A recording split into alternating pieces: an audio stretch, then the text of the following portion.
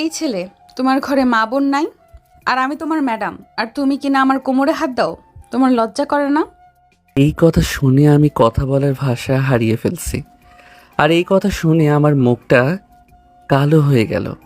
তখন আমি বলতে চাইলাম, আমি আপনার কোমরে কখন হাত দিলাম? এই কথা বলার আগে ম্যাম আর যে ছেলে আমার পিছন থেকে ম্যামের কোমরে হাত দিয়েছিল সে বলে উঠল, আপনারা তাকিয়ে কি দেখছেন? মারতেছেন না কেন? ওকে উচিত শিক্ষা দেন। এই কথা শুনে আশেপাশের সবাই আমার উপর ঝাঁপিয়ে পড়ল। আর আমি ম্যামের দিকে তাকিয়েছিলাম। সবাই মিলে আমাকে মেরে আহত করে ফেলল। আর আমার মুখ কেটে গিয়েছিল, হাত পা তো ভাঙার মতো হয়ে গিয়েছিল। কিন্তু ওইখানে আবার আমার বান্ধবী রিয়া আর তার স্বামী হানিমুন করতে আসছিল, যা আমি জানতাম না। রিয়া আর পারভেজ ওইখানে দুইজন ছবি উঠতেছিল। ওরা দুইজন আমাকে খেয়াল করে এগিয়ে আসে, আর এসে একটা ছবি তুলতেই এমন কিছু তুলে ফেলে যা আমাকে বাঁচানোর জন্য যথেষ্ট ছিল। কিন্তু আমি তাদের চিনতে পারি নাই। আমি দেখতেছিলাম কোথা থেকে যেন এক মহিলা আর তার স্বামী এসে সবাইকে থামিয়ে একটা ছবি দেখালো। যেটা ঘটেছিল তারা ছবিতে তুলতে সক্ষম হয়েছিল। কিন্তু আমি যেহেতু জানতাম না যে ওটা রিয়া আর ওর স্বামী, সবাই ছবি দেখে চিনতে পারলো। যে ছেলে আমাকে প্রথম মারার জন্য বলেছিল সেই এই কুকর্ম করেছে। আর সেই কিনা যে অপরাধ করে নাই তাকেই আগে আঘাত করলো। তারপর ওইখানে যারা ছিল আর আমাকে মেরেছিল তারা আমার জন্য আফসোস করতেছিল। এমন সময় যে ছেলে এমন কাজ করেছে সে পাকাতে বসে আর সবাই তাকে ধরে গণপিটুনি দাও। বোঝেনি তো গণপিটুনিতে কেমন পিটুনি হয়। সেই ছেলেকে তো আত্মরা করে ফেললো। তখন রিয়া বলতে শুরু করলো, কিন্তু আমি তখনও তাকে চিনতে পারি নাই। আপনি কেমন মেয়ে, হ্যাঁ? যে অপরাধ করে তাকে কিছু বলতে পারেন না, আর যে অপরাধ করে না তাকে এইভাবে মার খাওয়াতে পারেন? আপনি একটা মেয়ে মানুষ নাকি অন্য কোনো পশু? কাকে আমি কি বলছি? আপনি একটা রাক্ষসী। Just go to hell now. Ma'am কান্না করতে করতে চলে গেল হোটেলের দিকে। তারপর রিয়া পারভেজকে ডাক দিয়ে বলল আমাকে যেন এখন হসপিটালে নেওয়া হয়। আমি এখনও রিয়াকে চিনতে পারছি না, কারণ আমি ভালোভাবে দেখতে পারছি না। আমার আর কিছু মনে নাই। আমার দেহ নিস্তেজ হয়ে পড়তে লাগলো, তাকাতে পারছিলাম না। তারপর যখন আমার হুঁশ ফিরল তখন নিজেকে আবিষ্কার করলাম একটা বন্ধ অন্ধকার ঘরে। একটু নড়তেই খুব ব্যথা অনুভব করলাম আমার শরীরে। মাথায় হাত নিলাম, দেখলাম আমার মাথা ব্যান্ডেজ করা। তখন মনে পড়তে লাগলো আমার সাথে কি ঘটেছিল। মনে পড়তেই ম্যাডামের প্রতি আমার ঘৃণা বেড়ে গেল। মনে হচ্ছিল তাকে এখন হাতের কাছে পেলে যে কি করব তা আমি নিজেই জানি না। তখন আমি মনে মনে বলতে লাগলাম, আপনাকে এর শাস্তি পেতে হবে ম্যাম। আমি আপনাকে কোনো দিন ক্ষমা করব না। এইসব ভাবতে ভাবতেই যেই দরজার দিকে তাকিয়েছি তখন দেখলাম দরজা কেউ একজন খুলতেছে, আর তাই আলো আসতেছে।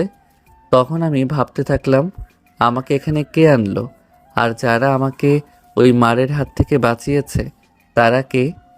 কিছু সময় পর যারা আমাকে বাঁচিয়েছে তারা আসলো। তাদের দেখে এবার আমি চিনতে পারলাম যে ওটা আমার বান্ধবী রিয়া আর তার হাজবেন্ড। এরপর কিছু সময় ওরা কথা বলে চলে গেল, কারণ আজকে ওরা এখান থেকে চলে যাবে। কি বুঝতে পারছেন না তো? আসলে বোঝার কথাও না। আসুন বুঝিয়ে বলছি। আমি নাহিদ, পড়াশোনা ভার্সিটি লাইফ শুরু, আর যার জন্য গণধোলাই খাইলাম সে আমার ভার্সিটির ম্যাডাম। ম্যাডামকে আমি ভালোবাসি, তাই একদিন কলেজে ম্যাডামের সাথে বাজি ধরছিলাম যে বাজি জিতলে ম্যাডামকে আমি যা বলবো তাই করতে হবে। আমি বাজি জিতার পর ম্যাডামকে বলি আমার সাথে কক্সবাজার যেতে হবে, তাই ম্যাডামও কোনো উপায় না পেয়ে আমার সাথে কক্সবাজার আসে। তারপর বিচে ঘুরতে বের হওয়ার পর এই ঘটনা ঘটে। বাকিটা তো আপনারা জানেনই। চলুন এখন গল্পে ফেরা যাক। আর আমি ভাবতে থাকলাম, এখন আমার এই অবস্থাতে আমার পাশে থাকবে কে? শালার আমার কি কেউ নাই? এই বলছিলাম, এমন সময় নার্স আসলো। এসে আমাকে একটা কি যেন পুশ করলো। আমি তা খেয়াল করি নাই। কিছু সময়ের মধ্যে আমি গভীর ঘুমে তলিয়ে গেলাম। ঘুম ভাঙলো আনুমানিক রাত 10টার দিকে। দেখলাম আমার পা ধরে কে যেন কান্না করতেছে আর আবোল তাবোল কথা বলতেছে। কণ্ঠ শুনে মনে হচ্ছে এটা ম্যাডাম। আমার যেহেতু জ্ঞান ফিরেছে, তাই আমার পা কেবল একটু নাড়িয়েছি, আর অমনি ম্যাম ঠিক পেয়েছে যে আমার জ্ঞান ফিরেছে। ঠিক সেই সময়ে ম্যাম আমার মুখের কাছে এসে বলছে, আমাকে ক্ষমা করে দাও নাহিদ, আমি আসলে বুঝতে পারি না। আমার তোমার উপর রাগ ছিল, আর তুমি আমাকে যে ফাঁদে ফেলে এখানে এনেছো, তাই ভাবছিলাম এটা হয়তো তুমিও করেছো, কিন্তু আমার ভাবনা ভুল। প্লিজ আমাকে ক্ষমা করে দাও। কান্না করতে করতে বলল ম্যাডাম, ক্ষমা?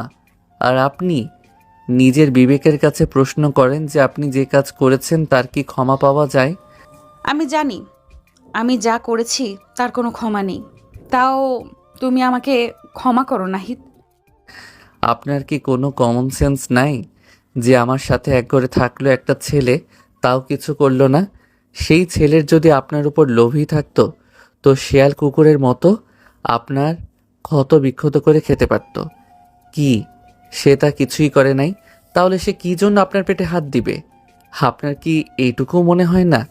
ক্ষমা তো কোনো দিন আমিও করবই না আপনাকে। প্লিজ প্লিজ আমাকে ক্ষমা করো। না, কোনো দিনই না। আর শুনেন, যে সবভাবে কাপড় পরেন তাতে মনে হয় আপনার স্যানিলিয়ন হওয়ার খুব ইচ্ছা। অতই যদি আপনার স্যানিলিয়ন হওয়ার ইচ্ছা, তাইলে সবাইকে ওইভাবে না বুঝিয়ে আমাকে বললেন, আমি ব্যবস্থা করে দিব। আপনাকে বলতেছি, একটু ভালোভাবে কাপড় পরবেন, ফ্রিতে আপনার শরীরকে মানুষকে দেখাবেন না। আমার কথা শুনে ম্যাডাম আরও বেশি কান্না শুরু করে দিল। এবার পা ধরে ক্ষমা চাইল, কিন্তু আমি ক্ষমা করলাম না। দেখতে দেখতে প্রায় রাত 12টা বেজে গেল। তখন আমার খুব খিদা লাগছে। বুঝতে পারছি না আমি এখন কি করব। রুমে শুধু আমি আর ম্যাডাম। ম্যাডাম চেয়ারে বসে আছে, আমার দিকে তাকিয়ে আছে। কিছু সময় পর সে খাবার বের করতে লাগলো। বের করে আমার দিকে এগিয়ে দিল আর বলল, নাও খেয়ে নাও, বললেই তো পারো আমার খিদে লাগছে। আমি আপনার খাবার খাবো না, আর আমার খিদে লাগে নাই। মুখে বললেও আমার খুব ইচ্ছা হচ্ছিল খাবার খেতে। বোঝেনি তো খিদা লাগলে কেমন হয়। না, তোমাকে খেতে হবে। না, আমি খাবো না। এই বলে আমি মুখ অন্যদিকে ঘুরিয়ে নিলাম। এবার সে যা করলো তার জন্য আমি কোনোভাবেই প্রস্তুত ছিলাম না। আর কোনোদিন অমন কিছুও ভাবি নাই যে ম্যাডাম আমার সাথে এটা করতে পারে। ম্যাডাম আমার মুখটা 2টা হাত দিয়ে ধরে নিজের মুখের কাছে নিয়ে যাচ্ছিল। যখন আমার মুখের 2 পাশে তার হাত দিয়ে ধরল, তখন মনে হলো আমার শরীর দিয়ে বিদ্যুতের শক বয়ে গেল। তখন আমি আমার চোখ 2টা বন্ধ করে নিলাম। তার পরপরই ম্যাডাম আমার মুখ তার মুখের ঠোঁটের উপর নিয়ে গেল। তখন আমাদের 4টা ঠোঁট এক হয়ে গেল। তখনও আমার চোখ 2টা বন্ধ। আমি চোখটা খুলে দেখলাম যে আমার ঠোঁটের সাথে ম্যাডামের ঠোঁট লেগে আছে। তারপর ম্যাডাম আমার ঠোঁট ছেড়ে দিয়ে বলল, নাও, তোমার স্বপ্ন আমি সত্যি করে দিলাম। এবার লক্ষ্মী ছেলের মতো খাবারগুলো খাও, নইলে কিন্তু আমি অন্য উপায় অবলম্বন করব। আমি তো ম্যাডামের কথা শুনে ভয় পেয়ে ভাবতে লাগলাম, এই মেয়েকে আর বিশ্বাস নাই, যখন যা খুশি তাই করতে পারে। তাই ভাবলাম খেয়ে নেই। কিন্তু তার প্রতি তখনও আমার রাগ কমে নাই। আমি যে এর প্রতিশোধ নিবই। তারপর আমি খেয়ে নিলাম। আমি খাওয়ার সময় লক্ষ্য করলাম ম্যাডাম আমার দিকে একভাবে তাকিয়ে আছে, আর সে আমার খাওয়া দেখছে। খেয়ে বুঝলাম সে একদম পাকা রাঁধুনি। তারপর ইচ্ছা না থাকা সত্ত্বেও আমি ম্যাডামের সাথে কথা বললাম। আপনাকে অনেক ধন্যবাদ আমাকে খাবার খাওয়ানোর জন্যে। ধন্যবাদ পাওয়ার মতো তো আমিও কিছু করি নাই। আর দয়া করে আমাকে ক্ষমা করে দাও, আমি না বুঝে করেছি। ক্ষমা? আর আপনাকে? কোনো দিনও না। আমি আপনাকে কোনো দিন ক্ষমা করব না। যতদিন বেঁচে থাকব ততদিন আপনি যা পাবেন তা হলো ঘৃণা। আমার এই কথা শুনে সে কান্না শুরু করে দিল আর দৌড়ে রুম থেকে বাইরে চলে গেল আর হোটেলে চলে গেল। আর হ্যাঁ, কাল সকালে তো আমরা ঢাকায় ফিরে যাব, তাই হয়তো চলে গেল। হয়তো সে প্যাকিং করা বাকি আছে। আমি মনে মনে ভাবতে লাগলাম, ম্যাডামকে আমি বোঝাবো কষ্ট জিনিসটা কেমন, মানুষ অপমানিত হলে কেমন লাগে। কিন্তু আবার পরক্ষণেই ভাবতে লাগলাম, আসলে সে তো আর আমাকে নিজের ইচ্ছেই কিছু করে নাই। যা করছে সেইখানে অন্য কোনো মেয়ে হলেও তাই করত। সে হয়তো ভাবছিল যে হয়তো কাজটা আমিও করেছি, সেই জন্যই তো এটা করলো। শুধু তাকে কষ্ট দিয়ে কী লাভ? আর আমি তো তাকে ভালোবাসি। তাকে কষ্ট দিলে তাকে কষ্ট দিলে তো তার চেয়ে বেশি কষ্ট আমি পাবো। কি দরকার? সে তো আর ইচ্ছা করে এই কাজ করে নাই, তাই তাকে ক্ষমা করে দেওয়াই আমার পক্ষে ভালো। এই কথা ভাবতেছি এমন সময় ফোনটা বেজে উঠল। তাকিয়ে দেখি আমার প্রাণের ছোট আপু আমাকে কল দিছে। আমি কলটা ধরলাম। কি রে, বিয়ে করার আগেই বউকে পাওয়া আমাকে ভুলে গেলি? এখনো তো বিয়ে পড়েই আছে। হ্যাঁ রে, ভুলেই গেছি। তুই কে রে যে তোকে আমার মনে রাখতে হবে?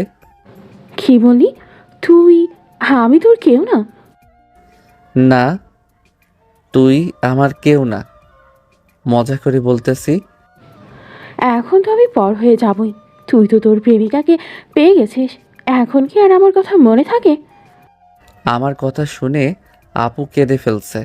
কাঁদতে কাঁদতে বলতে লাগলো, এখন তো আমি পর হয়ে যাবই, তুই তো তোর প্রেমিকাকে পাইয়া গেছিস, এখন কি আর আমার কথা মনে থাকে? আপু কাঁদিস কেন? আমি তো মজা করে বলতেছি, তোকে ছাড়া তো আমি একবারে অচল। প্লিজ কান্না থামা। মজা করি, তুই বুঝিস না? কান্না না থামালে কিন্তু আমি কেঁদে ফেলবো। আচ্ছা, সবই তো বুঝলাম। তোর সাথে তো সকালে কথা বললাম, কিন্তু তখন তো কণ্ঠটা এমন ছিল না। তো কণ্ঠটা এমন লাগছে কেন? কই কিছু তো হয় নাই আমার। আর আমার কণ্ঠ তো ঠিকই আছে। মনে হচ্ছে আমার একটু ঠান্ডা লাগছে, তাই হয়তো আমার কণ্ঠটা এমন শোনাচ্ছে। আচ্ছা, আমাকে দেখে কি তোর পাগল মনে হয়? আমি কি বুঝি ঠান্ডা লাগলে কেমন হয়? তোর ঠান্ডা লাগে নাই, তোর অন্য কিছু হয়েছে। তুই লুকাচ্ছিস কেন? মানে কি লুকাবো? কি মানে করছিস? কি হয়েছে বল, নইলে কিন্তু আমি কান্না করব। কিছু হয় নাই রে আপু, সত্যি বলতেছি। শোন, তুই আমার কলিজার টুকরা ভাই। তোর কিছু হলে তাই আমি বুঝবো না? বল কি হয়েছে, নইলে কিন্তু আমি এক্ষুনি তোর কাছে যাওয়ার জন্যে রওনা দেব। তারপর আপুকে সব খুলে বলল। প্রথমে আপু প্রচণ্ড হাসলো, তারপর বলল, ওই মাইয়ার কোনো ক্ষমা নাই। আগে তুই আয়, তারপর দেখিস ওই মাইয়ারে আমি কি করি। ঠিক আছে। আর শোনো, কাল সকালে আমি আসতেছি। তুই বাবাকে একটু ম্যানেজ করিস। বুঝিসই তো, গণপিটুনি খাইছি, অনেক জায়গা কেটে গেছে। বাবাকে বলিস যে আমি অ্যাক্সিডেন্ট করছি। ঠিক আছে, আমি মা বাবাকে ম্যানেজ করবো না। তুই ভালোভাবে ফিরে আয়। ঠিক আছে, bye and love you my dear sister. Bye and love you too my dear brother. আপুর সাথে কথা বলে ঘুমিয়ে পড়লাম। সকালে কোনো মেয়ের কোমর স্পর্শে আমার ঘুম ভেঙে গেল। চোখ খুলে তাকাতেই আমি আবার ম্যাডামকে দেখে ক্রাশ খেলাম। একটা কালো শাড়ি পরেছে, সাথে ম্যাচিং করা ব্লাউজ। মনে হচ্ছে আমার প্রিয় নায়িকা অ্যাঞ্জেলিনা জোলি। আর কি তার চেয়েও বেশি সুন্দর হলো ম্যাম। প্রায় 2 মিনিটের মতো নীরবতা। আমি এই কালো পরীর মধ্যে হারিয়ে গিয়েছিলাম। কিন্তু পরক্ষণেই আবার গতকালকের ঘটনা মনে পড়তেই সব ভালো লাগা নিমিষেই আকাশে উড়ে গেল। মিমের ডাকে আমার ঘোর কাটলো। কি মিস্টার নাহিদ, তাইলে ঘুম ভাঙলো? আমি কতক্ষণ ধরে আপনাকে ডাকতেছি। আমি আপনাকে বলি নাই যে আপনি আমার সাথে কথা বলবেন না? তাও কেন আমাকে ডাক দিলেন? আপনার সাহস তো কম না। আসলে সকাল 9টায় তো আমাদের গাড়ি, আর এখন 7টা বাজে। না উঠলে তো আবার আমরা গাড়ি মিস করব, তাই তোমাকে ডাক দিলাম। কেন? আমার চিন্তা আপনাকে করতে হবে না।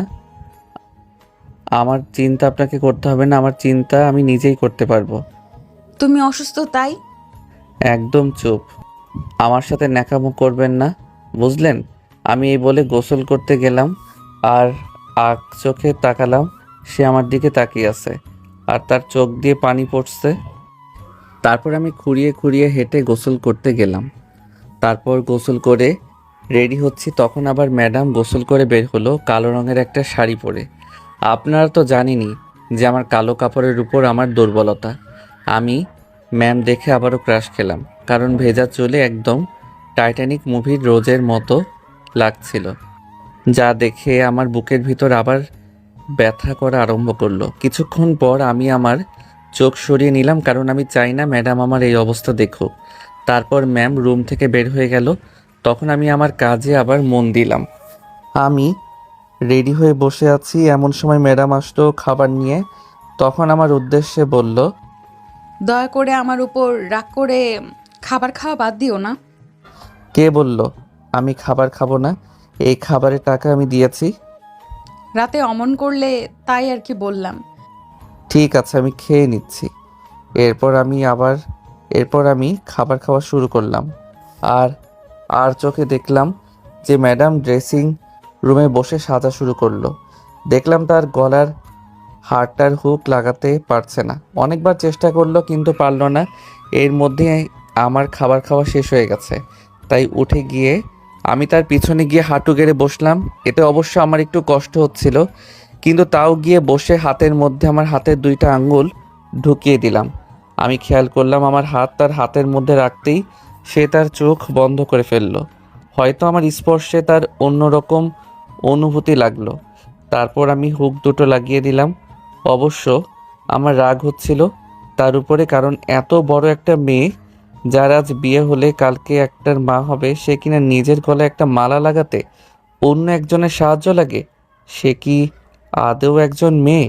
আরও তার উপর তো আমার আগে থেকেই রাগ, তাই 2 রাগ মিলে আমার মুখ লাল হয়ে গেছে। আমার মুখ দেখে ম্যাম বুঝলো আমি খুব রেগে আছি, তাই সে আর কিছু বলল না। এর মধ্যেই বেজে 8:30, তাই রুম থেকে বের হতে বসলাম। কিন্তু জানেনই তো আমার সারা শরীরে অনেক ব্যথা, তাই ঠিক মতো হাঁটতে পারছিলাম না। যা দেখে ম্যাম এগিয়ে আসলো আর আমার একটা হাত তার ঘাড়ের উপর দিয়ে নিয়ে নিল। এতে আমার আরও রাগ বেড়ে গেল, তাই আমার শরীরের সমস্ত শক্তি দিয়ে হাত বাইরে আনতে চেষ্টা করলাম, কিন্তু আমার শরীর দুর্বল হওয়ার কারণে ম্যামের শক্তির সাথে পেরে উঠছিলাম না। তাই শেষ পর্যন্ত হার মেনে নিলাম আর লক্ষ্য করলাম ম্যাম আমাকে শক্ত করে ধরে রেখেছে যাতে আমি না পড়ে যাই। এই জন্য আমার রাগ বেড়ে গেল আর বলতে শুরু করলাম, আপনি কি ভেবেছেন আমাকে এইভাবে একটু সাহায্য করলে আমি সব ভুলে যাব আর আপনাকে ক্ষমা করে দিব? এটা যদি ভেবে থাকেন তো আপনি ভুল ভাবছেন। তুমি আমাকে ক্ষমা না করলে আমি জানি আমি যা করেছি তার কোনো ক্ষমা নেই। আমি আসলে এখন যা করছি এমন কোনো কাজ না যার জন্য তুমি আমাকে ক্ষমা করে দিবে। তুমি আমার ছাত্র এই ভেবে এখন সাহায্য করতেছি, আমার দরকার নেই তোমার ক্ষমার। এর মধ্যেই আমরা বাস স্টেশনে পৌঁছে গেলাম। আর হ্যাঁ, আমরা যে হোটেলে উঠেছিলাম তার থেকে স্টেশন বেশি দূরে না, তাই তাড়াতাড়ি পৌঁছে গেলাম। এখন সময় 8:45। ম্যাম আমাকে আমার সিটে বসিয়ে দিয়ে বাইরে চলে গেল। মনে হয় কিছু জিনিস কিনতে গেল। আর হ্যাঁ, আমার আর ম্যামের সিট একসাথেই, তাই সে আমাকে জানালার পাশে বসিয়ে সে বাইরে গেল। কিছুক্ষণের মধ্যেই বাসে ফিরে আসলো। দেখলাম হাতে 2 বোতল পানি, সাথে কিছু খাবার আর আমার প্রিয় 2 আইসক্রিম আর আমার জন্য কিছু মেডিসিন। তারপর আমার সিটে ফিরে আসলো আর আমাকে প্রেসক্রিপশনটা দিয়ে বলল, এটা তুমি তোমার কাছে রেখে দাও, ঢাকাতে গিয়ে তো আরও ওষুধ তোমাকে খেতে হবে, তাই এটা তোমার কাছেই রাখো। আপনার সাহস দেখে আমি অবাক হচ্ছি। আপনি কোন সাহসে আমার পার্সোনাল জিনিসে হাত লাগান? সাহস করে হাত লাগাই নাই, আসলে রাতে ডাক্তার বলেছিল একটা ওষুধ আপনাকে যেন সকালে খাইয়ে দেই, কিন্তু সেটা হসপিটালের দোকানে ছিল না, আর অনেক রাত হওয়ায় আমি বের হই নাই, তাই এখন ওটা নিয়ে ওষুধটা কিনে এনেছি, আর এটা এখন তোমার খেতে হবে। এই বলে মিম ওষুধটার খোল থেকে ওষুধটা বের করলো। আমি এটা খাবো না, আমি আপনার কেনা কিছুই খাবো না।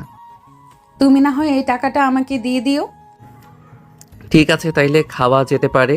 এই বলে খেয়ে নিলাম, আর আমি জানালার পাশের সিট থেকে বের হয়ে মিমকে জানালার পাশে বসতে বললাম। তারপর আমি ওষুধ খেয়ে নিলাম। এমন সময় গাড়ি ছেড়ে দিল ঢাকার উদ্দেশ্যে। দেখলাম ম্যাডাম জানালা খুলে দিয়ে বসে আছে। তারপর সময় পর দেখলাম ম্যাডাম গভীর ঘুমে আচ্ছন্ন। জানালা খোলা, তাই হালকা বাতাসে ম্যাডামের মাথার পাশের চুলগুলো উঠছে, যাতে চেহারা আরও সৌন্দর্য হয়ে উঠছিল। এই সব ভাবতে ভাবতে বুঝলাম আমার চোখ বন্ধ হয়ে আসছে। তার কয়েক মিনিটের মধ্যে আমি হারিয়ে গেলাম ঘুমের এক কল্পনার জগতে। আর কিছু মনে নাই। যখন ঘুম ভাঙো তখন আমি দেখলাম আমি ম্যাডামের বুকের উপর নরম কিছুর উপর মাথা দিয়ে শুয়ে আছি। আমি বুঝতে পারছিলাম না আমি কিসের উপর মাথা দিয়ে শুয়েছিলাম, তাই পরীক্ষা করার জন্য হাত দিয়ে ধরলাম। আসলে ধরে দেখতে চাইছিলাম আসলে জিনিসটা কি, তাই হাত এগিয়ে দিলাম। হাত দিয়ে ধরেই বুঝলাম এটা মেয়েদের। আমার হাতের স্পর্শে হয়তো ম্যাডাম জেগে গেছে, তাই দেখার জন্য মাথা উপরে তুলতেই দেখলাম ম্যাডাম আমার মুখের দিকে অগ্নি দৃষ্টিতে তাকিয়ে আছে। আমি এই দেখেই লজ্জায় আমার মুখ নিচু করে ফেললাম, আর ভাবতে লাগলাম আমি এ কী করে ফেললাম।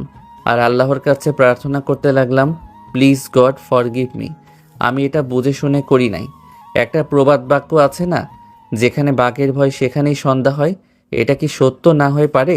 তারপর আমি মুখ উপরে তুলতেই ঠাস ঠাস ঠাস 4টা শব্দ হলো। আমার মনে হলো আমার মুখে কে যেন 5 কেজি ওজনের পাথর দিয়ে আমার মুখে বাড়ি দিল। তারপর মিম বলতে শুরু করলো, এই ছেলে, তোমার কি লজ্জাশরম কিছুই নাই? তুমি জানো তুমি আমার কোন জায়গায় হাত দিয়েছিলে? তুমি একটা স্টুপিড। তুমি আমার ওই জায়গায় হাত দিলা, আর হাত দিয়ে চাপ দিয়ে দেখলা। তুমি একটা ফাজিল। আমি আসলে ইচ্ছে করে করি নাই, কৌতূহল বশত করে ফেলেছি, দয়া করে ক্ষমা করে দেন।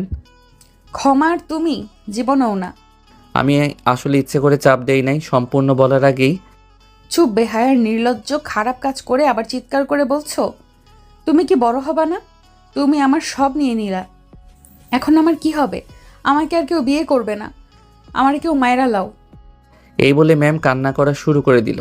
এখন আসলে আমার খুব খারাপ লাগছিল। আমি ভাবছিলাম আমি এটা কি করলাম, আমি এমন কাজ কি করে করতে পারলাম। আর লজ্জায় ম্যামের দিকে তাকানোর শক্তি আর সাহস আমার হচ্ছিল না। আর মনে মনে বলতে লাগলাম, আর কেউ বিয়ে না করলে আমি আছি, আমি করব।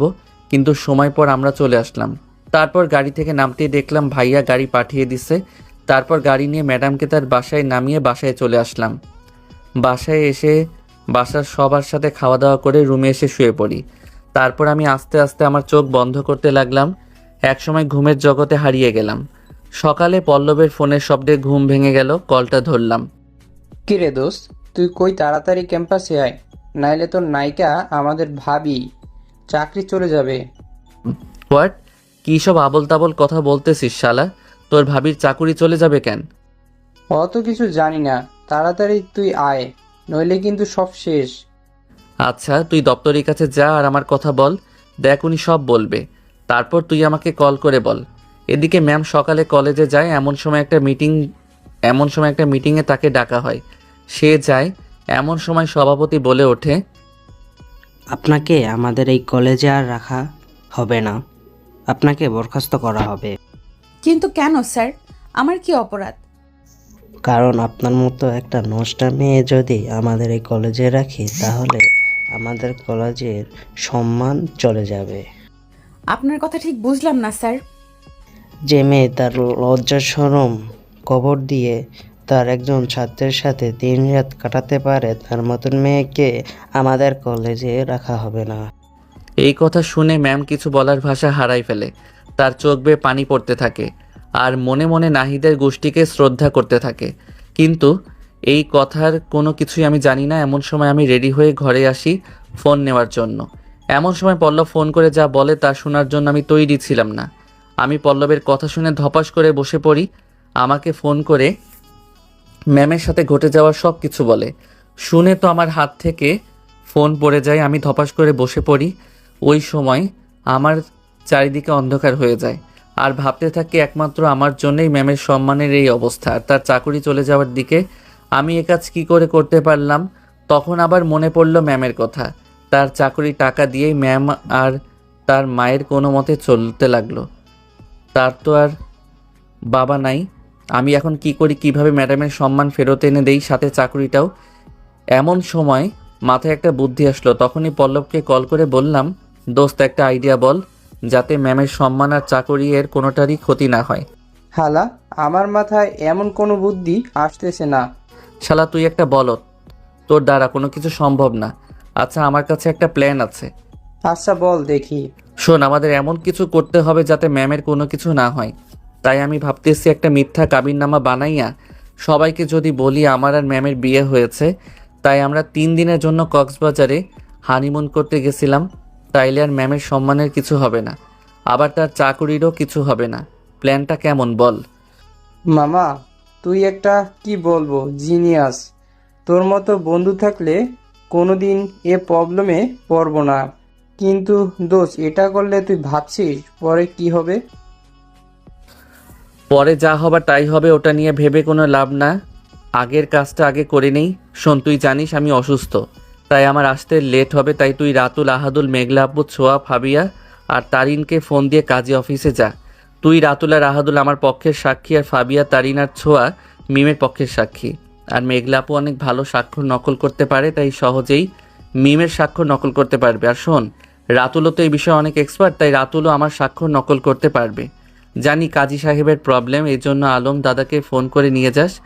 আলম দাদা থাকলে ঢাকার সব কিছুই আমাদের, বুঝছিস? বুঝলাম, কিন্তু কোনো কিন্তু নাই, সব কিছু আমি দেখে নিব। তোকে যে কাজ করতে বললাম ওটা কর। আমি এখন বের হচ্ছি, আর তাড়াতাড়ি কাজটা শেষ করে ভার্সিটিতে আয়। ঠিক আছে দোস্ত। এই বলে আমি বের হয়ে গেলাম ভার্সিটির উদ্দেশ্যে। আর এদিকে পল্লব সবার কাছে ফোন করে কাজী অফিসে সবাইকে আসতে বলল। সবাই ঠিক সময় চলে গেল। পল্লব সবাইকে সবটা বুঝিয়ে বলল। তারপর ম্যাম আর আমার নকল একটা বিয়ের সার্টিফিকেট বানিয়ে নিয়ে সবাই ভার্সিটির দিকে রওনা দিল। অন্যদিকে আমি ভার্সিটিতে পৌঁছেই টিটু ভাই, মানে আমাদের ভার্সিটির ভিপিকে কল করলাম। আসসালামু আলাইকুম ভাই। ওয়ালাইকুম আসসালাম। আজ সূর্য কোন দিকে উঠেছে যে নাইদ আমাকে কল করছে? তা বলো, কেমন আছো তুমি? ভালো নাই, এই বলে সব খুলে বললাম তাকে। তখন টিটু ভাই বলল, দাঁড়াও আমি আসতেছি। তখন আমি ভাবতে লাগলাম শালার প্রেমে কোন দিন করলাম না, আবার এখন একটা বউ হয়েও গেল। আরও ভাবতে লাগলাম আল্লাহ এ জানে আজ ভিতরে কি হবে। তারপর আসলাম প্রিন্সিপালের রুমের সামনে, এসেই চেঁচামেচি শোনালাম। তারপর ডাইরেক্ট রুমের দরজার সামনে গেলাম আর গিয়ে বললাম, আসসালামু আলাইকুম স্যার, আমি আসতে পারি? ওয়ালাইকুম আসসালাম। হ্যাঁ এসো বাবা, কোনো সমস্যা? হ্যাঁ স্যার, আমার একটা সমস্যা আছে। এই বলে পাশে তাকাতেই দেখলাম মিম দাঁড়িয়ে আছে, আর তার চোখ দিয়ে পানি বের হচ্ছে। তখন পাশ থেকে সভাপতি বলে উঠল, এই ছেলে, তোমার কাণ্ডজ্ঞান নেই? দেখছো না আমরা একটা সমস্যা নিয়ে কথা বলছি, আর যে বিষয়ে কথা বলছি সেটা একমাত্র তোমার জন্য হয়েছে। বেয়াদব ছেলে একটা।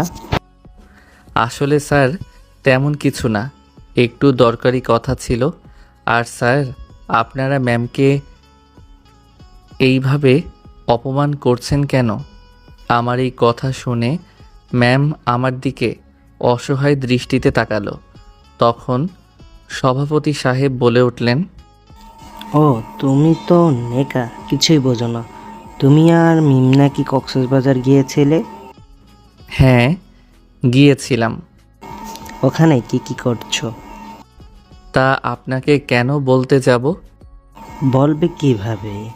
ওনাকে নিয়ে ফষ্টি নষ্টি করছো কক্সবাজার নিয়ে গিয়ে, আর আমরা তা জেনেও আমাদের কলেজে তাকে রাখবো ওনার মতো একটা নষ্ট মহিলাকে? এই মাইন্ড ইওর ল্যাঙ্গুয়েজ মিস্টার, কথা ভালোভাবে বলেন।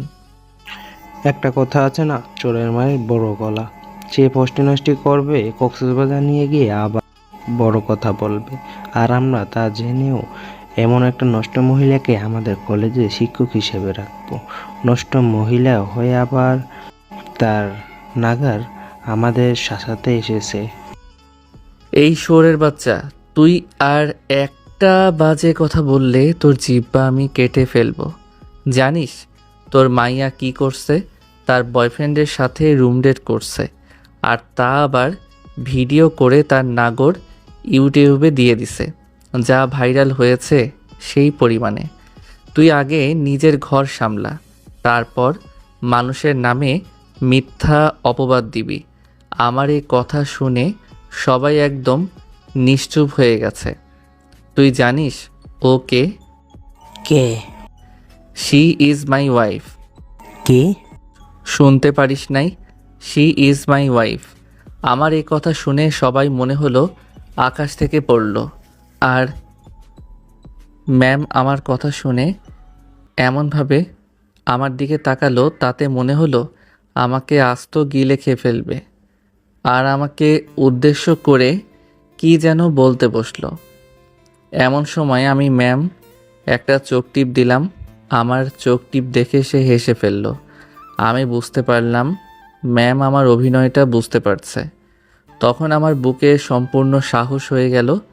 তাই বললাম, হ্যাঁ আমি ফষ্টি নষ্টি করেছি। যদি কোনো স্বামী স্ত্রী একসাথে এক বিছানায় থাকা যদি ফষ্টি নষ্টি করা হয় তাহলে আমি তাই করেছি। তাহলে তো আপনিও করেছেন সেই রকমই কাজ। তোমরা কবে বিয়ে করেছো? যেদিন আমরা কক্সবাজার গেছি সেদিন। কাবিননামা দেখাও, তাহলে আমরা সবাই বিশ্বাস করব। আর ম্যাডাম চাকরিও যাবে না। মনে হচ্ছে আপনি যেভাবে প্রশ্ন করছেন তাতে আপনি মনে অপরাধ ট্রাইব্যুনালের বিচারক, আর আমি আপনাকে ওই কাগজগুলো দেখাতে বাধ্য নই। তাহলে আমরাও বিশ্বাস করতে পারতেছি না যে তোমার সাথে মিমের বিয়ে হয়েছে আর তার চাকরিও থাকছে না। আমি কিছু বলতে যাব এমন সময় টিটু ভাইয়ের আগমন। এসেই আমাকে সব জিজ্ঞাসা করলো। সব বললাম। টিটু ভাই বলল কাবিননামাটা দেখাতে। আমি বললাম ঠিক আছে। এমন সময় পল্লবরা সবাই চলে আসলো কাবিননামা নিয়ে। আমিও খুশি মনে দেখাই দিলাম।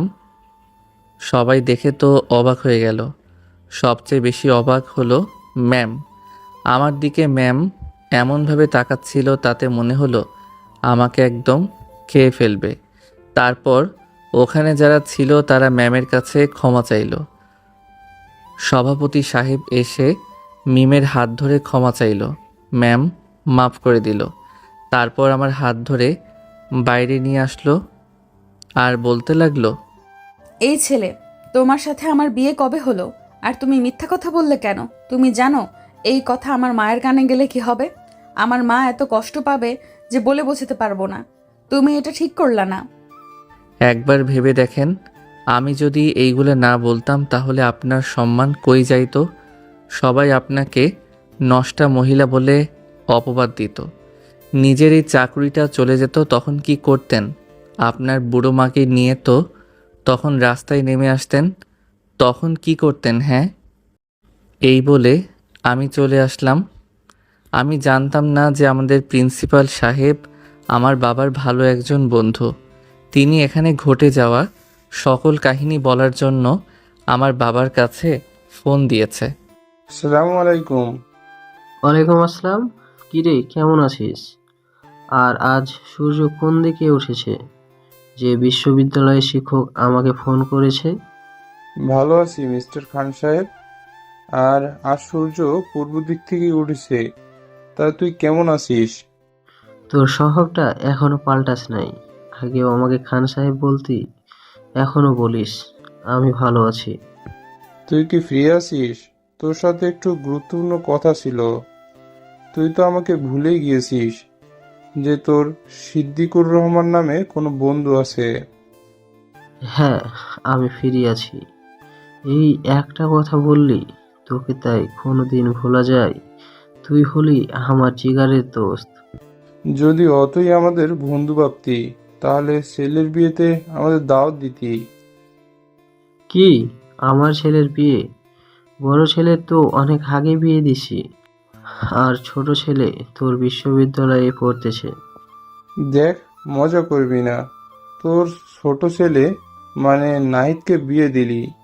আর আমার সাথে এখন মজা করতেছিস? হোয়াট? আমার ছেলের বিয়ে হলো আর আমি জানলাম না? আজব ব্যাপার। তোর ছেলের আগামী 8/1/2026 সালে আমাদের কলেজের একটা ম্যামের সাথে বিয়ে দিলি, আর আমাদেরকে বললি না। আর এখন তুই না জানার ভান করতেছিস? তুই এ কি বলিস? আমি তো কিছুই বুঝতে পারছি না। এরপর স্যার বাবাকে সব খুলে বলল। বাবা শুনে তো আকাশ থেকে পড়ল। বাবা একেবারে চুপ হয়ে গেল, তার মুখ থেকে কথা বের হচ্ছে না। এই ভাবতে ভাবতে আমার কাছে ফোন দিল। তুমি কোথায়? আর শুনলাম তুমি নাকি বিয়ে করছো তোমার ক্লাসের ম্যাডামকে। আব্বু আমি তো ক্যাম্পাসে। আর এইগুলা কে বলল? দেখ, আমি তোমাকে কোনোদিন কোনো কাজে বাধা দেই নাই। তুমি কি করে আমার সব মান সম্মান ডুবাতে পারলে? বাবা আমি এসব কিছু করি নাই। চুপ মিথ্যাবাদী! তোমার মুখ থেকে আমি আর একটা কথা শুনতে চাই না। তুমি এটা কিভাবে করলা? কোন দিন কি তোমাকে বারণ করেছি? তুমি বিয়ে করবে তা তুমি তোমার ভাবি বা তোমার কলিজার বোনের কাছে বলতে পারতা। তারপর আমি দেখতাম। তুমি আমাদের না জানিয়ে এটা কিভাবে করতে পারলা? আমার কথাটা একবার শোনো। তোমার কোনো কথা শোনার আমার ইচ্ছা নাই। আর তুমি এ বিষয়ে আমার কাছে আর কিছু বলতে আসবা না। আসলে আমি ভুলে যাব যে আমার ছোট কোনো ছেলে আছে। এই বলে বাবা ফোন কেটে দিল। তখন আমি তো আকাশ থেকে মাটিতে পড়লাম। আমার মাথা কাজ করা বন্ধ করে দিছে। আমি কি করব কিছু মাথায় আসছে না। শুধু চিন্তা করতেছি আমি কি করতে চাইলাম আর কি হয়ে গেলাম। আমি আমার ফাঁদেই পড়ে গেলাম। না পারতেছি আপন কাউকে সত্যি কথাটা বলতে, না পারতেছি বিয়ের কথাটা অস্বীকার করতে। অস্বীকার করলে আবার ম্যামের চাকরি চলে যাবে, যা আমি কোনো দিন চাই না। এই সব ভাবতে ভাবতে সিঁড়ির উপর বসে পড়লাম। বসে মনে মনে বলতেছি, হে আল্লাহ, তুমি আমাকে এখন বকে দাও। আমি এখন কি করব? আমার এই রকম অবস্থা দেখে আমার সব বন্ধুরা এগিয়ে আসলো, আমাকে জিজ্ঞাসা করলো কি হয়েছে। তারপর ওদের সব বললাম। ওরা তো শুনে অবাক হয়ে গেল। সবাই আমাকে বুদ্ধি দিল বাবাকে গিয়ে সত্যিটা বলে দিতে। আমিও ভাবলাম আমার কথা তো বাবা শুনবে নাই, তাই বড় আপু, বড় দুলাভাই, মেজো আপু, মেজো দুলাভাই আর আমার প্রাণের আপুকে দিয়ে আব্বুকে বলাতে হবে, তাইলে আব্বু বিশ্বাস করবে। এরপর ভাইয়া ফোন দিয়ে বকা দিল আর আমি নির্বোধের মতো দাঁড়িয়ে না থেকে গাড়িতে উঠে বাড়ির উদ্দেশ্যে রওনা দিলাম। আর এইদিকে আমার বাবা আমাদের প্রিন্সিপালের কাছ থেকে ম্যামদের বাড়ির ঠিকানা নিয়ে বাবা ম্যামের মায়ের কাছে সব বলে। ম্যামের মা তো নির্বোধ হয়ে যায়। তারপর সে আর আমার বাবা আমাদের আবার বিয়ে দেওয়ার সিদ্ধান্ত নেয়। মানে হলো নকল বিয়ে থেকে আসলভাবে বিয়ে দিতে চায় এবং দিন তারিখও ঠিক করে আসে। কিন্তু এইগুলা আমরা কেউই জানি না। দিন তারিখ দিয়ে বাবা চলে আসে আর ম্যামের মা ম্যামকে কল করে তাড়াতাড়ি বাড়িতে আসতে বলে। ম্যাম রওনা দেয়। একমাত্র আল্লাহ তাআলাই জানে আজ আমাদের কপালে কি আছে। আর ম্যামের মা ম্যামকে কিছু বললে ম্যাম আমাকে গুলি করে মারবে। এমনিতেই আমার উপর সেই বাসের কাহিনী নিয়েই এখনও রেগে ফায়ার হয়ে আছে। আল্লাহ আমাকে রক্ষা করো, নইলে আমি শেষ। এই সব ভাবতে ভাবতে আমি বাড়িতে পৌঁছালাম। তারপর গাড়ি থেকে নেমে বাড়ির ভেতরে গিয়ে দাঁড়ালাম। গিয়ে দেখি ভাবি, আপু আর মা বসে গল্প করতেছে। আমি কেবলই মায়ের সামনে গিয়েছি। এমন সময় ঠাস ঠাস ঠাস ঠাস ঠাস ঠাস ঠাস শব্দ হলো। কি ভাবছেন কেন ঠাস ঠাস ঠাস শব্দ হলো? কারণ আমার মা আর আমার আদরের ছোট বোন দুইজন ঠাস ঠাস করে আমাকে 6টা চড় মারল। তখন মনে হলো আমার মুখের উপর দিয়ে ঝড় বয়ে গেল। আমি তো কিছু বলার সাহস হারিয়ে ফেলেছি, কারণ কথা না বলতেই 6টা, আর যদি কথা বলতাম তো মনে হয় কয়েক ডজন হজম করতে হতো। আমার খুব কান্না পাচ্ছিল, কারণ ছোটবেলা থেকে এত জোরে কেউ আমাকে মারে নাই। ম্যাম মেরেছিল, কিন্তু আস্তে। আর আমার মা আর আমার কলিজার বোন আমাকে এত জোরে চড় মারলো, আমার তো বিশ্বাসই হচ্ছে না। তাই মাটির দিকে আছি। আর চোখে দেখলাম ভাবি আমার পক্ষ নিয়ে কি যেন বলতে চাচ্ছে, কিন্তু পারতেছে না, কারণ কিসে যেন বাধা পাচ্ছে।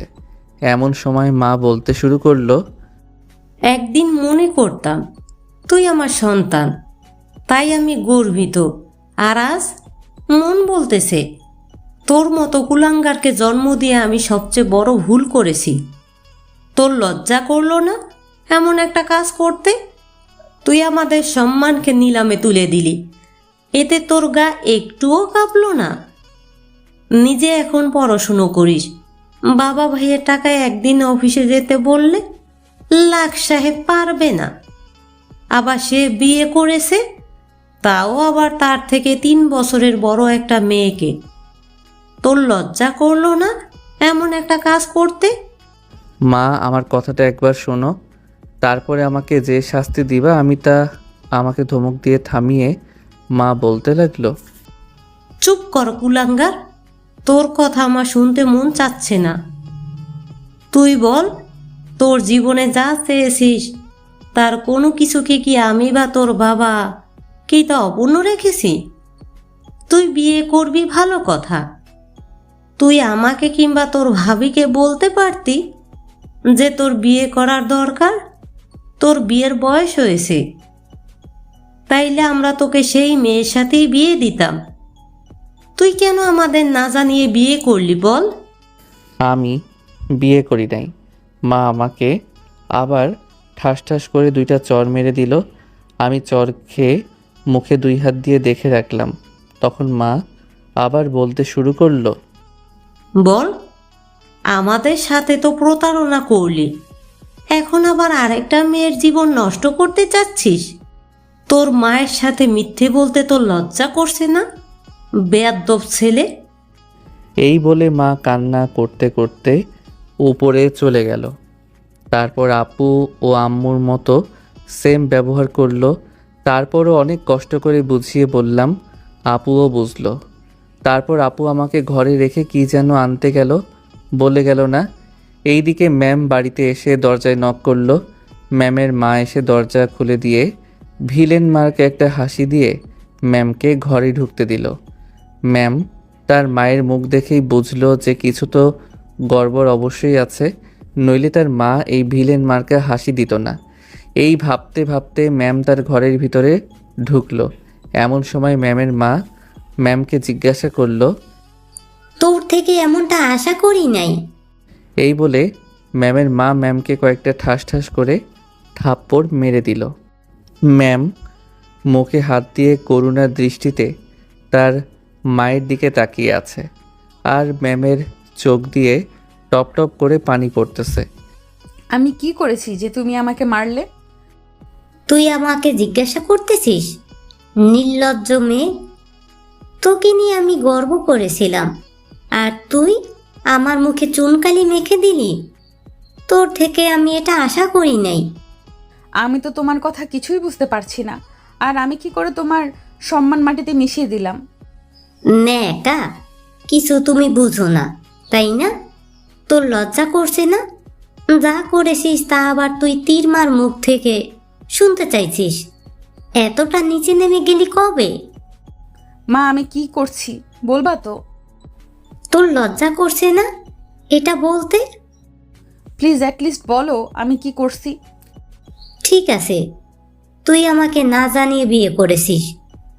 তোর এই একজন ছাত্রকে তুই বিয়ে করলি, তাও আবার আমাকে না জানিয়ে।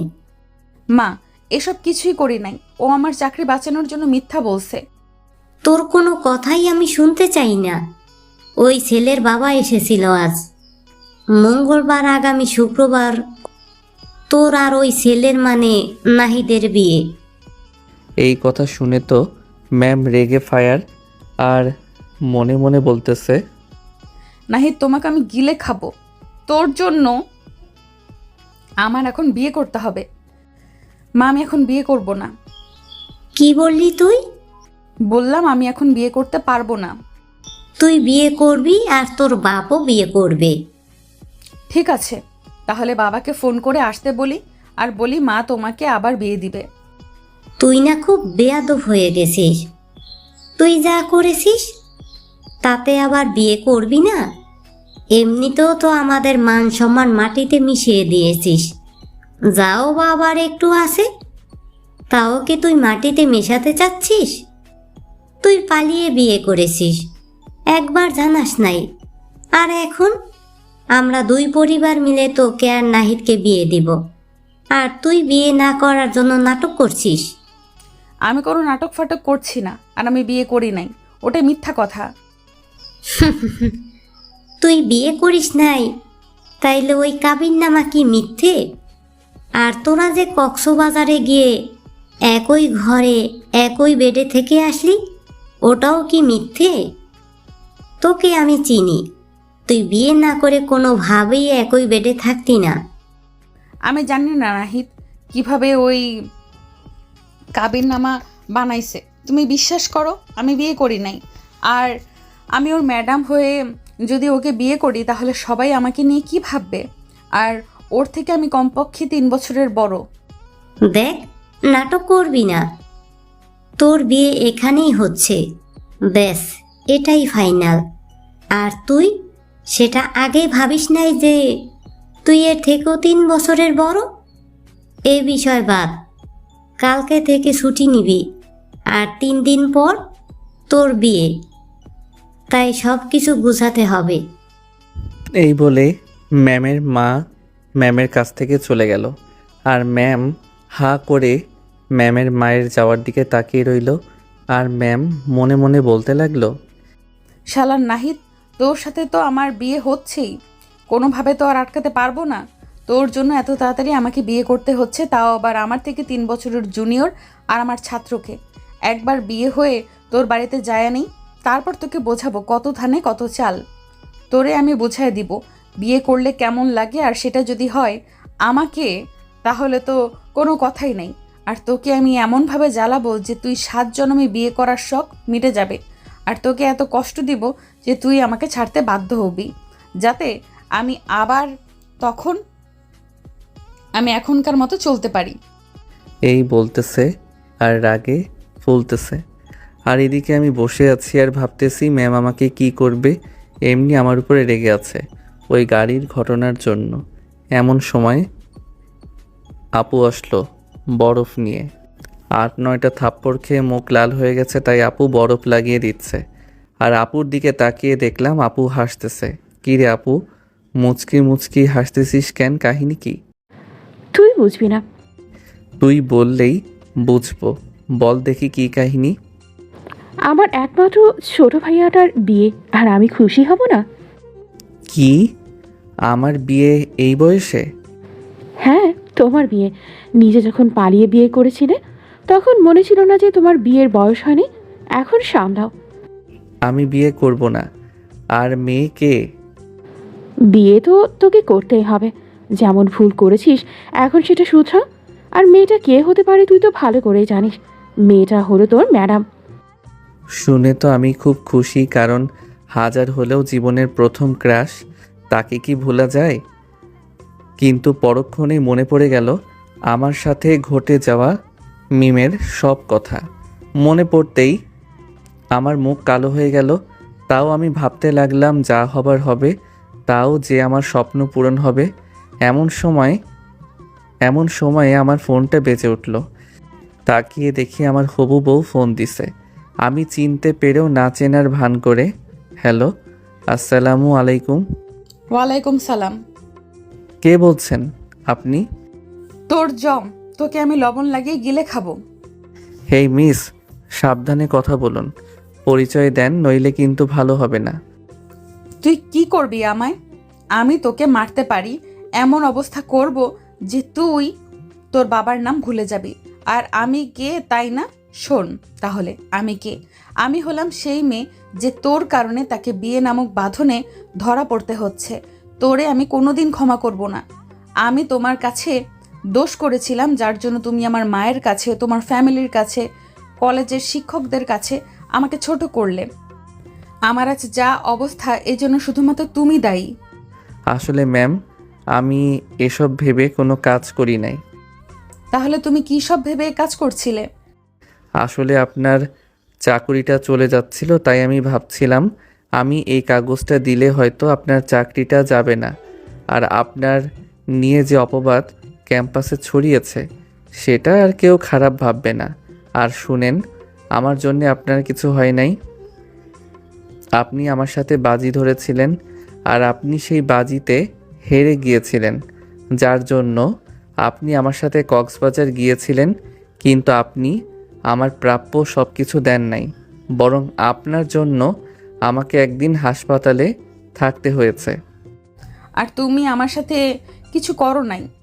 তুমিও তো আমার এমন জায়গায় হাত দিয়েছো যে জায়গার পর পুরুষ মানুষ কেউ হাত দেয় না। বেয়াদব ছেলে, তোমার শিক্ষা আমি দিব, আগে বিয়েটা হয়ে নিক। এই বলে ফোন কেটে দিল ম্যাম। এমন সময় আপু আমাকে রাতের খাবার খাওয়ার জন্য ডাক দিল। তারপর আমিও খাবার খেতে চলে গেলাম। খাবার খেয়ে রুমে এসে ঘুমিয়ে পড়লাম। সকালে ঘুম থেকে উঠতেই আব্বু বলল ম্যামকে নিয়ে শপিংয়ে যেতে। অনিচ্ছা সত্ত্বেও ম্যামকে নিয়ে যেতে হলো। আম্মু আপুরা আগেই চলে গেছে। এরপর আমি মিমকে মার্কেটের ভিতরে নিয়ে গেলাম। গিয়ে দেখি আপু, আম্মু, ভাইয়া, ভাবি সবার শপিং করা শেষ। আমি এই দেখে বললাম, ও মাই গড, জীবনে প্রথম দেখলাম এত তাড়াতাড়ি কারো শপিং করা শেষ হলো। এই বলে আম্মুর দিকে তাকালাম, দেখলাম মুখটা কালো করে আছে। আসলে আম্মু গতকাল থেকে আমার উপর অনেক রেগে আছে। এমন সময় ছোট আপু বলল, কই রে, আমাদের ভাবি কই? আছে রে আছে, এই দেখ। এই বলে ম্যামের হাতটা ধরে সামনে নিয়ে আসলাম। দেখলাম মিমের মাথায় কাপড়, মুখ ঢেকে রাখছে ঘোমটা দিয়ে। দেখে তো আমি পুরাই অবাক, কারণ আসার সময় তো এমন ছিল না। তার মানে আমার পিছনে দাঁড়িয়ে নিজের পোশাক ঠিক করেছে। দেখে একটু খুশি হলাম। এমন সময় বড় আপু বলে উঠল, এই মেয়ে, ঘোমটাটা সরাও, তোমাকে দেখব। এই বলে ম্যামের দিকে এগিয়ে গেল। কি হলো, সরাও।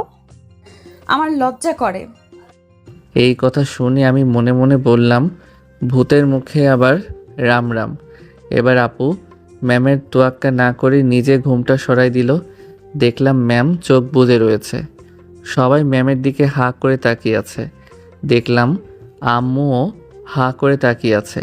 সবার মাঝে ছোট আপু বলে উঠল, আম্মু, আমি কি স্বপ্ন দেখতেছি? না রে মা, তুই বাস্তবেই আছিস। দেখলাম আম্মু হেসে কথা বলতেছে, তার মানে আম্মুর পছন্দ হয়েছে, আর তাই তার রাগ চলে গেছে। এই মেজো আপু, আমাকে একটা চিমটি দাও তো। মেজো আপু চিমটি দেওয়ার পরে ছোট আপু ইস বলে উঠল আর বলল, তার মানে এটা বাস্তবে? যে ছেলের পছন্দ একদম কুৎসিত, আর সে কিনা এত সুন্দর একটা ভাবি উপহার দিল। হ্যাঁ রে, অনেক পছন্দ হয়েছে আমাদের। তোমাদের উপরে যা রাগ ছিল তা তোমাকে দেখে চলে গেছে বোন। আমি কোনোদিন ভাবতেই পারি না যে আমার ভাই আমাকে এমন একটা সারপ্রাইজ দেবে। সত্যি বোন, তুমি অনেক সুন্দর। এই বলে ভাবি সহ সবাই হেসে উঠল, শুধু আমি আর ম্যাম বাদে। এবার আমি লক্ষ্য করলাম ম্যামও অনেক খুশি হয়েছে আর সবাইকে ভালোভাবে দেখে নিচ্ছে। এমন সময় মা এসে আমার কানটা টান দিয়ে ধরে বলল, যা, আমাকে এত সুন্দর বৌমা উপহার দেয়, তোদের সব দোষ ক্ষমা করলাম, আর আমার তোর উপর অভিমানটাও ভেঙে ফেললাম। এই বলে আম্মু ম্যামের কপালে থুতু দিল যাতে ওর কারো নজর না লাগে। কিন্তু তখন তো ম্যাম লজ্জায় মরে যাচ্ছিল। এরপর সবাই শপিং শেষ করে যে যার বাসায় চলে গেল। দেখতে দেখতে বিয়ের দিন চলে আসলো। এরপর বিয়ের সব কাজ সম্পূর্ণ হওয়ার পর আমাদের ফেরার সময় হয়ে যায়। তাই ম্যামকে নিয়ে সবাই বাইরে আসলো। ম্যামের আম্মুকে দেখে আমি তাকে সালাম করলাম।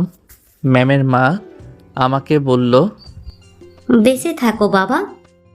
এরপর সবার থেকে বিদায় নিয়ে বাসায় আসলাম। বাসায় এসে যে যার মতো ব্যস্ত হয়ে গেল। আমি ছাদে গিয়ে বসলাম। হঠাৎ ঘড়ির দিকে তাকিয়ে দেখি 11টা বেজে গেছে। তাই ছাদ থেকে নেমে আমার রুমের কাছে আসতেই বড় দুলাভাই আর মেজ দুলাভাই বলতেছে, দেখো ঘরে গিয়ে আছে বিড়াল। এই বলে দুইজন হাসতে লাগলো। আমি বললাম, দুলাভাই বিড়াল পামু কই বাসর ঘরে? ভিতরে যাও, দেখবে নিশুই তোমাকে দেখাবে কোথায় বিড়াল আছে। এই বলে তারা আবার অট্ট হাসিতে মেতে উঠল। তখন আমি বললাম, তাইলে আজকে আমি এ ঘরে থাকবই না। এই বলে চলে যেতে বসেছি, এমন সময় দুলাভাই আমাকে ধাক্কা দিয়ে বাসর ঘরে ঢুকিয়ে দিল আর এই পাশ থেকে দরজা বন্ধ করে দিল। আমি ভিতরে গিয়ে দরজা বন্ধ করতেছিলাম আর ভাবতেছিলাম হয়তো ম্যাডাম আমাকে এসে সালাম করবে আর আমি ওকে উপরে উঠিয়ে বুকে জড়িয়ে নিব, কিন্তু এটা যে আমার ভাগ্যে নাই। এটা মনে পড়তে একটা হাসি দিয়ে এগিয়ে গেলাম। আমাকে এগিয়ে যেতে দেখে ম্যাডাম নিজের মাথা উপরে উঠালো, উঠিয়ে বলতে শুরু করলো, আর এক পাও এগিয়ে আসলে আমি নিজেকে শেষ করে ফেলবো। আমি জানতাম ও এমন কিছুই বলবে, তাই আগে থেকেই নিজেকে সামলিয়ে নিছি। আর এখন একটু অভিনয় করে বললাম, কেন আমি এগিয়ে আসবো না? আমার তো আজ বিয়ে হয়েছে, তাই আমি আমার বউয়ের কাছে যাব আর তার সাথে বাসর করব। তাতে আপনার সমস্যা হচ্ছে কোথায়? না, তা হবে না। আমি তোমার সাথে বাসর করব না, কারণ আমি ম্যামের মুখ থেকে কথা কেড়ে নিয়ে বললাম, আপনি আমাকে স্বামী হিসেবে মানেন না, তাই আপনি আমাকে স্বামীর অধিকার দিবেন না। এই কথা তো বলতে চাইছিলেন? হ্যাঁ, আমি এটাই বলতে চাইছিলাম। তো আপনি কিভাবে ভাবলেন যে আমি আপনাকে আমার স্ত্রী হিসেবে মেনে নিব? আমি কি সব ভুলে গেছি? আপনি আমাকে অনেক থাপ্পড় মেরেছেন, আবার আমার কোনো অপরাধ ছাড়াই আমাকে সবার হাতে গণপিটুনি খাওয়াইছেন। তাহলে আপনি কিভাবে ভাবলেন আমি আপনাকে আমার স্ত্রী হিসেবে মেনে নিব? আমি আপনাকে বিয়ে করেছি সব কিছুর প্রতিশোধ নেওয়ার জন্য। আমি এগুলো বলছি না ওকে কষ্ট দেওয়ার জন্য। আমি তো ওকে অনেক আগেই ক্ষমা করে দিছি। আমি তো ওকে আমার জীবনের চাইতেও বেশি ভালোবাসি। আর তুমি মনে হয় দুধে ধোয়া তুলসী পাতা, তুমি কিছু করো নাই। তুমি আমার বুকে কি আছে সেটা নেড়ে চেড়ে দেখছো, যার জন্য থাপ্পড় খেয়েছো। তুমি তো একটা লুচ্চা বদমাস ছেলে। এই মুখ সামলিয়ে কথা বলেন। কী সব আবল তাবল কথা বলতেছেন? আবল তাবল না, যে ছেলে মেয়েদের বুকের ওপর হাত দিয়ে দেখে ওইখানে কি থাকে, সেটা লুচ্চা বদমাস ছাড়া আর কিছুই না। আর তোমার জন্য আমাকে এখন বিয়ে করতে হলো, তাও আবার তোমার মতো লুচুকে বিয়ে করতে হলো। আমার জন্য মানে আপনার চাকরি বাঁচানোর জন্য ওইখানে গিয়ে মিথ্যা কথা বলতে হয়েছিল, নইলে আর চাকরি থাকতো না। আচ্ছা বাদ দেন, আপনি তো আমাকে স্বামীর অধিকার দিবেন না, আমার লাগবেও না। আপনাকে একটু অনুরোধ করব, রাখবেন? বলো।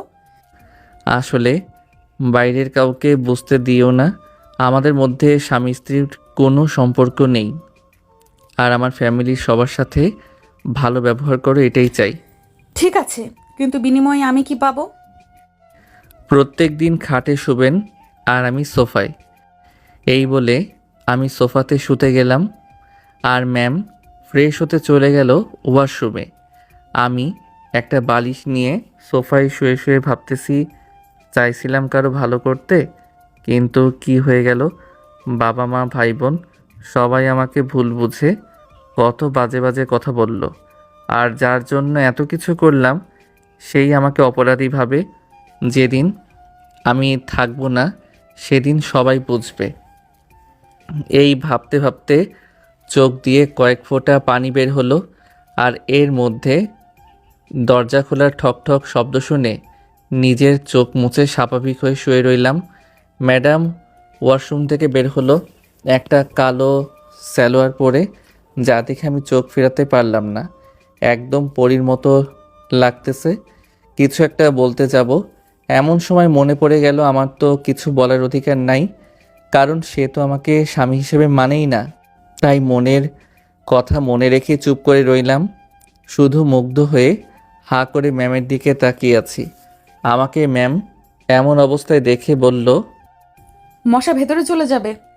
এই শুনে আমি একটু মুচকি হাসি দিয়ে মুখটা বন্ধ করে ফেললাম। এমন সময় ম্যাম বলে উঠল, এই, তুমি আমার দিকে হাঁ করে তাকিয়েছো কেন? তো কিভাবে তাকিয়ে থাকবো শুনি? যা দেখে পাগল হয়ে যাচ্ছি তা দেখে কি আর হা না করে কোনো উপায় আছে? এই বলে আমি হাসতে লাগলাম। ম্যাম একটু লজ্জা পেয়ে বলল, এই ছেলে, আমি তোমার ম্যাডাম হই, সো আমাকে তুমি সম্মান করে কথা বলবা। আর ছাত্র যেভাবে ম্যাডামের দিকে তাকিয়ে থাকে ঠিক সেভাবেই আমার দিকে তাকিয়ে থাকবা, বুঝলা? না আমি কিছুই বুঝি নাই। আর আপনি আমার ম্যাডাম না, আপনি হলেন আমার বউ, যাকে আমি 3বার কবুল বলে বিয়ে করেছি। তাই কোনোভাবেই ম্যাডামের দৃষ্টিতে দেখতে পারবো না, আমি তোমাকে বউয়ের দৃষ্টিতে দেখব। কি বললা আবার বলো। একবার বলছি না, আবার বলবো। আমি কি পাগল নাকি? আর তুমি কি বয়রা নাকি যে শুনতে পাও নাই আমি কি বললাম? এই কথা শুনে ম্যাডাম আমার দিকে রাগী দৃষ্টিতে তাকিয়ে মুখ ঘুরিয়ে নিল আর বিছানায় পাশ ফিরে শুয়ে পড়ল। আমিও পাশ ফিরে শুয়ে ভাবতে লাগলাম কি কি আমার জন্য ভবিষ্যতে অপেক্ষা করতেছে। এই ভাবতে ভাবতে জানি না কখন চোখ লেগে গেছে আর ঘুমিয়ে পড়ছি। সকালে দরজা খোলার শব্দে ঘুম ভেঙে গেল। পিছনে তাকাতেই আমি আবার ফিদা হয়ে গেলাম, কারণ ম্যাডাম গোসল করে চুল বাড়ি দিতে দিতে বের হচ্ছে। জানিনি তো আমি একজন ছেলে মানুষ, এই রকম অবস্থায় দেখে আমার কি অবস্থা হতে পারে। ম্যাডামকে আজকে একটু বেশি সুন্দর লাগছে। আমি তাকিয়ে আছি, এটা ম্যাডাম খেয়াল করে নাই। দেখতে দেখতে আমি নিজের উপর কন্ট্রোল হারিয়ে ফেলতেছি। আমার মধ্যে অন্যরকম অনুভূতি কাজ করতেছে। মনে হচ্ছে আমি যেন আমার মধ্যে নাই। বুঝলাম আমি ম্যাডামের নেশায় পড়ে গেছি। কোনো মতেই কন্ট্রোল করতে না পেরে আস্তে আস্তে সামনের দিকে এগিয়ে যাচ্ছি আর আমার হার্টবিট বৃদ্ধি পাচ্ছে। একসময় আমি ম্যাডামকে পিছন থেকে জড়িয়ে ধরলাম আর পিছন থেকে ম্যাডামের গলার উপর 2 থেকে 3টা চুমু খেলাম। আমি যেই ম্যাডামের পিছন থেকে জড়াই ধরছি তখনও অনেকখানি থতমত খেয়ে গেছে, আর যখন কিস করছি তখন ও আরও শকড। আমি যখনই কিস করা শুরু করছি তখন ম্যাডাম চোখ বন্ধ করে ফেলছে। আমিও পাগলের মতো কিস করতেছি। এরপর সামনের দিকে ঘুরিয়ে যেই না ম্যাডামের ঠোঁটে কিস করতে বসেছি তখন ম্যাডামের ঘোর কেটে গেছে আর ঠাস ঠাস ঠাস করে 4বারের মতো শব্দ হলো। বুঝলাম আমার মুখের উপর তাল পড়ছে। হ্যাঁ, আমার ম্যাডাম বউ আমাকে চড় মারছে আর কান্না করতে করতে বলছে, তোর সাহস হয় কি করে আমাকে কিস করার? আমি জানতাম তুই খারাপ, তাই বললে যে এত লুচ্চা জানা ছিল না। আজ বুঝলাম তুই কত বড় লুচ্চা। এই কথা শুনে আমি আর কিছু বলতে পারছি না, শুধু চোখ দিয়ে পানি পড়তেছে। বেশি অবাক হচ্ছি আমাকে তুই করে বলাতে। তুই শুনিস নাই আমি তোকে রাতের বেলা কি বলছি? আমি তোকে স্বামী হিসেবে মানি না। তুই কোন সাহসে আমাকে টাচ করলি বল? কি হলো বল? তুই আমাকে কেন টাচ করার সাহস পেলি বল? ও আমার দেহ ভোগ করার খুব শক্ত, তাই না?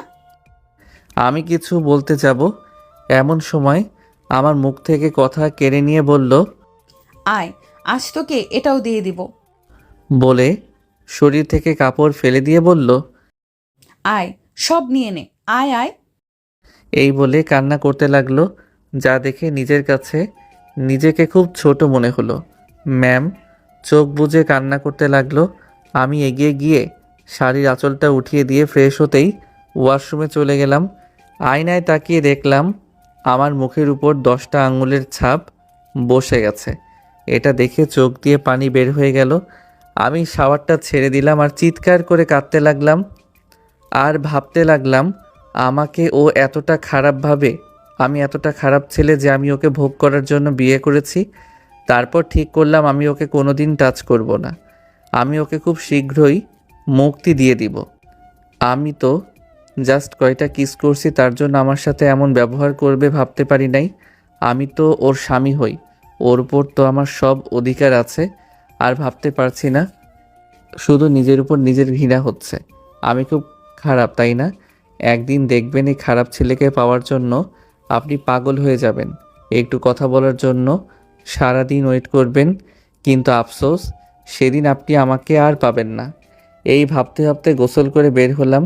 দেখলাম নিশু মানে ম্যাডাম এখনও কান্না করতেছে। আমি চেঞ্জ করে ম্যাডামের কাছে গেলাম, তারপর তাকে ডাকলাম, কিন্তু সে উত্তর দিল না, বরং আমার উপর চিল্লিয়ে বলল, যা তুই এখান থেকে।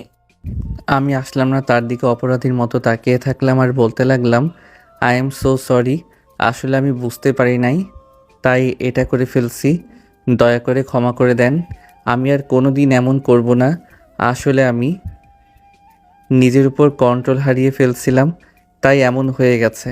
জানি না কেন এমন হলো, তবে হ্যাঁ, আমি আপনাকে অনেক ভালোবাসি, তো তাই ভাবলাম আপনি হয়তো কিছু বলবেন না, তাই ভুল করে কিস করে ফেলছি। Please forgive me. আমি আর কোনো দিন আপনাকে টাচ করব না। তাও প্লিজ আপনি আর কান্না করবেন না, আর দয়া করে এই মন খারাপ করে বাইরে যাবেন না। তাইলে সবাই ভাববে আমার সাথে আপনার কিছু হয়েছে। আর আপনার বিষয়টা নিয়ে এমনি আব্বু আম্মু আমার উপরে রেগে আছে, তাই দয়া করে যা হয়েছে ভুলে যান। আমি আপনার কাছে হাত জোড় করছি। এইসব কথা শুনে ম্যাডাম একটু অবাকই হয়েছে। বেশি অবাক হয়েছে আমি যে তাকে ভালোবাসি এই কথাটা শুনে।